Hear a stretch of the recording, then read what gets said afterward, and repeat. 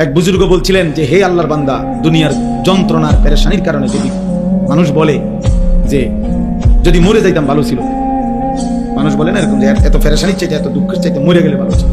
মহিলারা বেশি বলে, মহিলারা একবারে 19 থেকে 19.5 হইলে যা আমার মরণ আইয়ে না, আমি মরি না, আমার উপরে ঠাডা পড়ে না, আমার উপরে খোদার গজব পড়ে না, বেডির গজব বেড়ি দিতেই দেয়।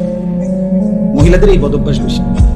হ্যাঁ, মানে মৃত্যু কামনা করে বেশি, বুঝেন নাই, মরণ কামনা করে বেশি। তাহলে ওই আল্লাহর ওলি বলছেন যে হে আল্লাহর বান্দা, দুনিয়ার পেরেশানি থেকে তো তুমি মনে মনে কামনা করিলা যে যদি মরে যাইতাম, পেরেশানি মুক্ত হইতাম।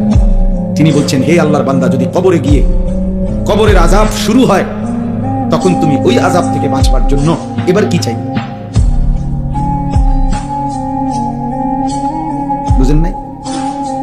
দুনিয়ার পেরেশানি থেকে বাঁচার জন্য তো আপনি মৃত্যু চাইলেন, আচ্ছা তো মরলেন আর কি। দেখো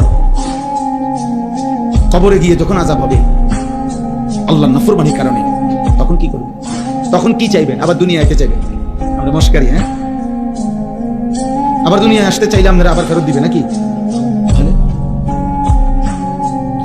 এজন্য আমি কথাটা প্রসঙ্গে বললাম আর কি। কোনো স্বামী, কোনো বাবা, কোনো মা, আপনারা এটা মনে রাখবেন, কোনোভাবেই স্ত্রী সন্তানের পরিবারের কমপক্ষে হালাল হারাম পাক নাফাক, নামাজ রোজা বন্দিগি ইবাদত আমল আখিরাত, এই চেষ্টা বন্ধ রাখার অনুমতি হবে সেদিন আল্লাহ নিষেধ করবে।